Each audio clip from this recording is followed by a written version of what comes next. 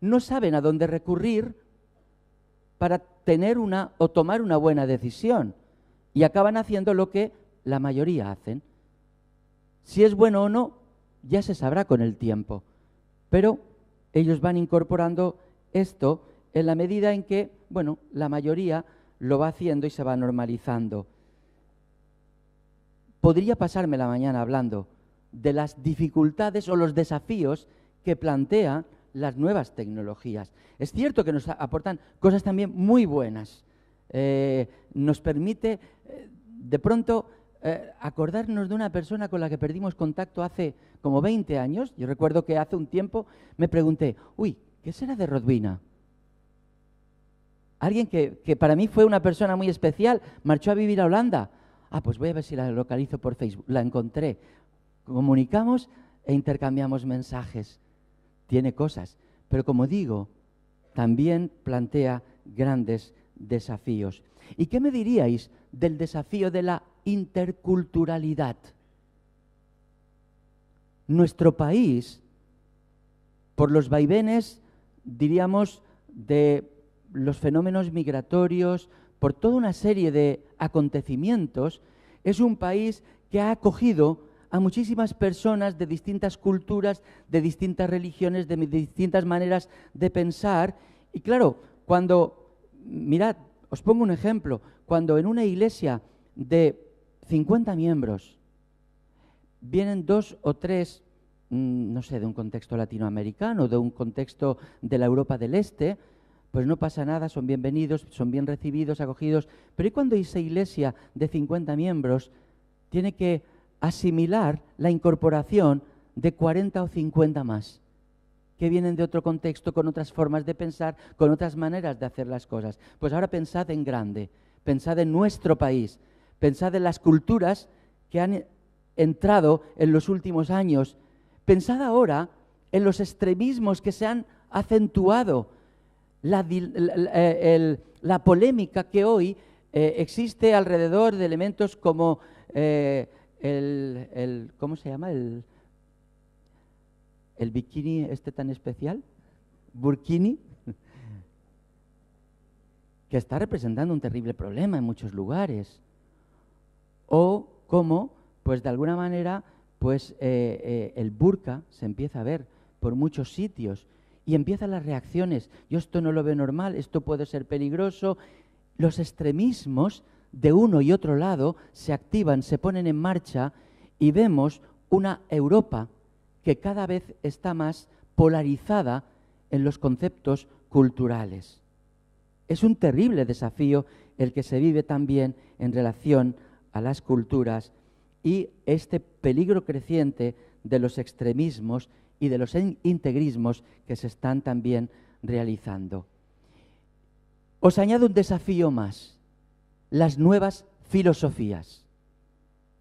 Porque hasta hace un tiempo, bueno, siempre han habido filosofías nuevas, pero todas ellas planteaban una manera u otra de vivir que nos parecía, yo tiendo más a ser una persona estoica, yo me gusta más enfocarme hacia otras filosofías de vida. Pero las nuevas filosofías que están entrando en la sociedad están poniendo patas arriba incluso la propia identidad del ser humano. La sociobiología, la psicología evolutiva están entrando, diríamos, elementos nuevos a consideración que años atrás ni se nos habrían ocurrido. Pero mirad, cuando antes pensábamos en nuestra identidad como seres humanos, las respuestas las buscábamos arriba. Pensábamos en que alguien superior a nosotros nos podía haber creado. No hacía falta ser cristiano. La mayoría miraban hacia arriba buscando respuestas. Pero hoy día la psicología evolutiva te dice, no hay que mirar arriba, hay que mirar abajo. Porque el ser humano simplemente es el último peldaño de la evolución animal. Entonces, si queremos buscar respuestas sobre nuestra socialización, la manera de relacionarnos, nuestros problemas de celos y tal, tenemos que buscarlo en el mundo animal.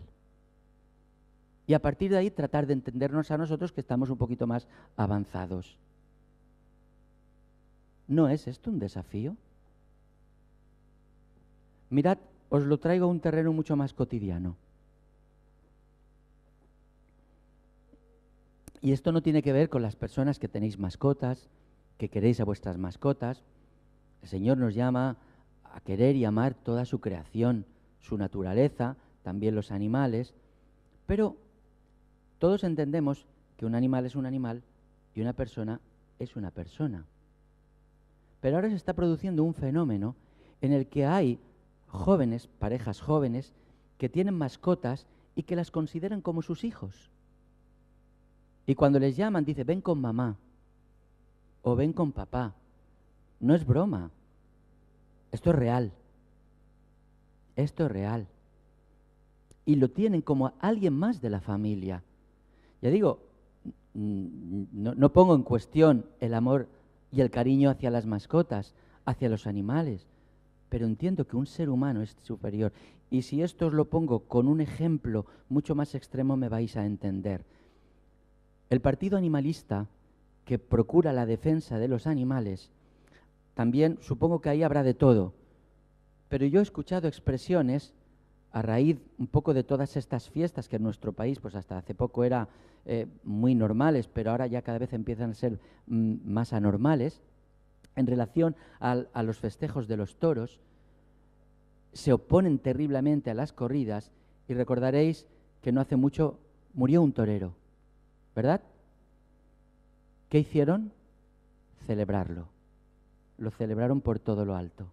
Se alegraron de la muerte del torero porque él provoca la muerte de los toros. Nadie me puede a mí tildar de aficionado taurino. No he entrado nunca a una plaza de toros. Pero, quiero decir, a ver una corrida, una plaza de toros sí que he entrado. Pero la verdad es que entiendo que no es lo mismo la muerte de un animal que la muerte de una persona.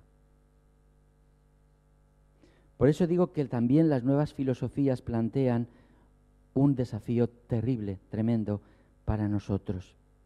Y quisiera, a raíz de esto, poder conduciros a un texto de la palabra que lo vais a conocer muy bien. Está en Josué, el libro de Josué, capítulo 24.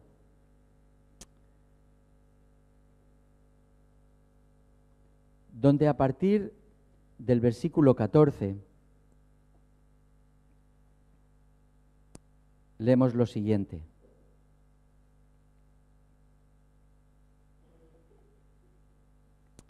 Dice así la palabra del Señor: por todo esto, respetad al Señor y servidle con sinceridad y lealtad. Apartaos de los dioses de vuestros antepasados, que vuestros antepasados adoraron a orillas del río Éufrates y en Egipto, y servid al Señor.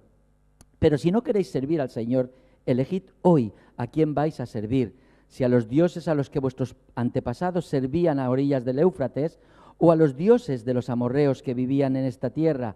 Por mi parte, mi familia y yo serviremos al Señor. Entonces el pueblo dijo: no permita el Señor que le abandonemos por servir a otros dioses. El Señor fue quien nos sacó a nosotros y a nuestros antepasados de Egipto, donde éramos esclavos. Él fue quien hizo tantas maravillas delante de nuestros ojos y quien nos protegió y nos defendió durante el camino, cuando pasamos entre tantos pueblos. Él echó de delante de nosotros a todos los pueblos que estaban en nuestro camino y a los amorreos que vivían allí. Por todo esto, nosotros también serviremos al Señor, pues Él es nuestro Dios. Pero Josué les dijo: vosotros no podréis servir al Señor, porque Él es un Dios santo y celoso, que no tolerará vuestras rebeliones y pecados. Si le abandonáis y servís a otros dioses, el Señor responderá haciéndoos mal, y os destruirá a pesar de haberos hecho tanto bien. Y el pueblo le contestó: eso no sucederá, nosotros serviremos al Señor. Entonces Josué dijo: vosotros sois vuestros propios testigos de que habéis escogido servir al Señor. Lo somos, respondieron ellos. Les dijo Josué: quitad entonces todos los demás dioses que hay entre vosotros y volveos de todo corazón al Señor y Dios de Israel. Y el pueblo respondió: nosotros serviremos al Señor nuestro Dios y haremos lo que Él nos diga. Hasta aquí, hermanos, este texto. Mirad, antes de lo que hemos leído, ya Josué les había hecho como una especie de recorrido histórico de cómo Dios había tenido cuidado de su pueblo a lo largo de todos los siglos y cómo Dios había cumplido con todas y cada una de las promesas que les había hecho hasta conducirles y hacerles llegar a la tierra prometida de la cual empezaban ya a disfrutar. Dios había cumplido con sus promesas, Dios les había cuidado en todo el proceso y había estado con ellos. Y lo único que Josué les planteaba era esta idea. Mirad, vosotros sois un pueblo, le decía con otras palabras, que al haber entrado en contacto con otros pueblos, lo primero que hacíais era ir en pos de esos dioses, abandonando a vuestro Dios. Y esto Dios no lo va a tolerar. ¿Y sabéis por qué se lo decía? Porque a pesar de que habían pasado todas aquellas vicisitudes, a pesar de que Dios les había cuidado en todo ese proceso, no solo a ellos, sino también a sus antepasados, con todo, esta nueva generación había adentrado dentro de la tierra prometida los mismos ídolos tras los que habían ido sus antepasados. Y por eso les planteaba este dilema. ¿Vosotros vais a servir a los dioses que sirvieron vuestros antepasados? Dice, porque mi casa y yo vamos a servir al Señor. Pero escogeos vosotros hoy a quién vais a servir. Y aquellos dijeron, no, vamos a servir al Señor. Dice, mirad bien lo que estáis diciendo, porque vuestras propias palabras van a ser testigo de lo que estáis diciendo en este día. Josué estaba planteando algo muy serio. Mirad, la intención de Dios hacia su pueblo siempre había sido la de dotarle de unas leyes que les dieran la libertad que este pueblo, que había estado esclavizado, cuando no en Egipto, había estado esclavizado bajo los caprichos de aquellas divinidades, Dios quería con sus leyes darles una auténtica y genuina libertad. Por eso encontramos varios versículos en relación a la ley de Dios que era dada al pueblo con esta coletilla, para que te vaya bien. Obedece la ley, cumple los mandamientos para que te vaya bien. Para que te vaya bien.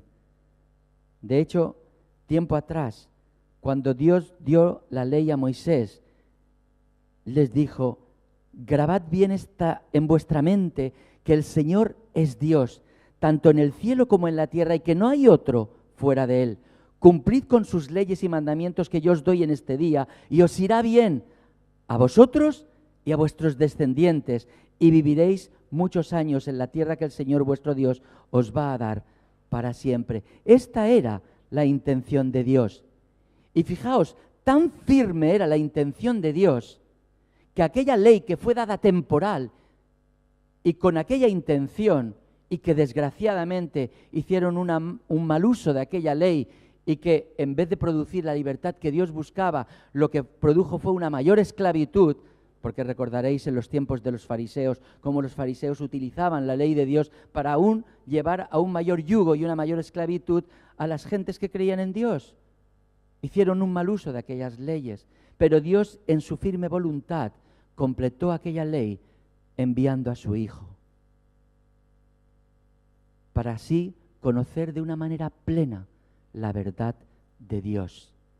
Y cuando Jesucristo encarnado empezó a transmitir la enseñanza de Dios, dijo lo mismo: conoceréis la verdad y la verdad os hará libres. La verdad es Cristo. La verdad es el Dios creador, el Dios sustentador. ¿Pero qué hace el ser humano? Siempre marcharse en pos de otros ídolos. Y podemos pensar que en una sociedad del siglo XXI los ídolos son cosas del pasado. Esas estatuillas son cosas del pasado. No, tienen aspecto más moderno. pero la sociedad, el ser humano, sigue teniendo nuevos ídolos. Es decir, todo aquello que se coloca en lugar de Dios y que acaba dirigiendo sus vidas. Mirad, todos en esta vida vamos a servir a un Dios. Unos sirven al dinero, otros sirven al trabajo, otros sirven a esos ídolos en el mundo artístico, en el mundo deportivo, pero por los cuales suspiran y viven. Pero sirven a un Dios. Pero todo ello les conduce a un tipo de esclavitud. Jesús dijo: yo he venido para que tengáis vida y vida en abundancia. Conoceréis la verdad y la verdad os hará libres. Mirad, Dios nos crea y se revela al ser humano para que el ser humano no fabrique otros ídolos, sino para que en él encuentre la libertad. Mirad, tenemos dioses modernos a nuestro alrededor. Y a veces el ser humano se ha querido convertir en su propio Dios. Y más en nuestros días y en estas nuevas filosofías que corren. No tenemos que mirar hacia arriba, miramos hacia abajo, y si miramos hacia abajo, ¿quién está en el último peldaño de la creación? Nosotros. Por lo tanto, nosotros ponemos las normas, ponemos las leyes, ponemos lo que es bueno y lo que es malo. Y lo que antes venía dado por revelación, ahora viene dado un poco por el criterio de vete tú a saber quién. Porque muchas de las decisiones que se toman en la sociedad, ya digo, a veces son los estados quienes toman esas decisiones. Pero si miráramos la historia, nos daríamos cuenta cuántas veces los gobernantes de algunos estados han tomado decisiones que han sido tremendamente nefastas. Decisiones que han llevado a genocidios y siguen llevando a genocidios. Y muchas veces inspirados por filósofos que a su vez se han inspirado no se sabe de dónde, pero al final han transmitido unos conceptos que han dañado terriblemente al ser humano. No es lo mismo partir de la base de que como seres humanos hemos sido creados a imagen y semejanza de Dios, que partir de la base de que somos el último peldaño en la escala de los animales. Como digo, muchos en la actualidad dicen no queremos ni necesitamos una moral que parta de ningún Dios ni de ninguna o de ningún concepto religioso. Pero como digo, ¿y entonces quién decide lo que es bueno y lo que es malo? ¿Y sabéis cómo se suele producir? Dejándolo un poco por donde va la mayoría. Y lo que hace unos años nos parecía una atrocidad, hoy ya nos parece normal. Y cuando algo nos parece normal, se convierte en norma. Y cuando algo se convierte en norma, se escribe una normativa y se hace una ley. ¿Basada en qué? En lo que antes nos parecía que no era normal, pero ahora nos parece que es normal. Pero es curioso, mirad, si vais al diccionario y buscáis la palabra o el término normal, lo que viene a definir este término es aquello que se ajusta a su estado natural. Y esto a mí me hizo pensar, ¿cuál era nuestro estado natural? Cuando fuimos creados, nuestro estado natural era caminar en armonía con Dios. Nuestro estado natural era caminar en armonía el uno con el otro. Pero entró el pecado y lo alteró todo. Lo que me hace pensar que el pecado en la actualidad está alterando nuestro estado natural de las cosas. Porque lo natural realmente debiera ser considerarnos hombres y mujeres creados a imagen y semejanza de Dios y como tales poder caminar en armonía los unos con los otros, con la ausencia del pecado y en armonía con Dios. Ese debiera de ser nuestro estado natural. Ese debiera ser el estado normal del ser humano. Pero por desgracia no lo es. Como digo, tenemos muchos ejemplos en nuestra historia que nos estremecerían porque lo que en un momento no fue considerado normal, después la gente lo fue considerando normal. Y a través de eso que finalmente se convirtió en normal, pues se cometieron grandes atrocidades. Mirad, en mi época, lo normal era volver a la casa a las 10 de la noche.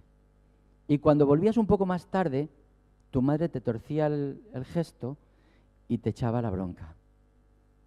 Pero en estos días, aunque ahora ya está pasando la moda, lo normal era irse de casa de fin de semana, salir de casa el viernes y volver el domingo con una tranca encima que necesitabas todo el resto del domingo para recuperarte para el lunes y trabajar.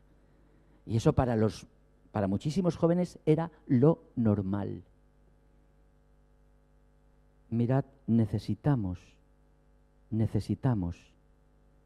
volver a mirar donde nunca debíamos de haber perdido la mirada. Buscar en Dios. Porque si alguien entiende cómo funciona el ser humano, es su creador. Si alguien entiende qué es lo mejor para ti y para mí, es aquel que nos ha creado. Y no nos creó y nos dejó ahí. Nos creó y nos dio leyes, nos dio consejos, nos dio su palabra para que nos vaya bien. Padres que tenéis hijos, que se os van a abrir 100.000 interrogantes en relación a muchísimos temas, que no vais a saber tal vez qué responderles. Meditad en la palabra para que os vaya bien. A mí a veces cuando nuestros hijos de más jovencitos nos decían, es que todos lo hacen. Yo decía, sí, pero yo no soy todos. Y yo tengo que dar cuentas de ti. Y buscaba o trataba de buscar consejo en la palabra. No me considero un padre perfecto. Yo miro para atrás y he cometido muchísimos errores. Pero he tratado de inspirarme en el consejo de la palabra de Dios. Son tiempos complejos para la educación, para la vida, tiempos difíciles para ser padres, y si realmente queremos que a nuestra generación y a las generaciones que vienen detrás les vaya bien, necesitamos necesariamente atender al consejo de Dios, porque en él encontramos palabras de vida abundante, de vida eterna, y palabras que nos hacen verdaderamente libres. Quisiera concluir con un versículo del profeta Jeremías en el capítulo 6, versículo 16. Así ha dicho el Señor: paraos en los caminos y mirad y preguntad por las sendas antiguas cuál sea el buen camino, y andad por él y hallaréis descanso para vuestra alma. En una sociedad tan productiva como la nuestra, que lo único que llama la atención es aquellos que están en edad de producir, poco se mira a las generaciones más mayores. Pero si alguien nos puede dar buenos consejos, son los que están un poco casi al final del trayecto, porque lo tienen todo recorrido. Y aquellos que han recorrido ese tramo, estoy convencido, aquellos que lo habéis recorrido, yo estoy llegando, me falta un poco, estaréis de acuerdo conmigo que hay que volver a mirar el siempre actual, pero también antiguo consejo de la palabra de Dios. Porque nada como el consejo que encontramos en ella para que nuestra vida cambie y nos vaya bien. Si estás viviendo en una etapa de tu vida compleja, delicada, que no sabes qué decisiones tomar, busca en Dios para que te vaya bien. Busca en su palabra para que te vaya bien. Busca a aquellos que, experimentados en la palabra, te puedan aconsejar basándose en ella para que te vaya bien y tu vida realmente sea una vida de la cual te sientas feliz y nunca pienses cualquier tiempo pasado fue mejor, sino que este tiempo en el que el Señor te permite vivir es el mejor para tu vida. Que Él te bendiga y te ayude. Amén.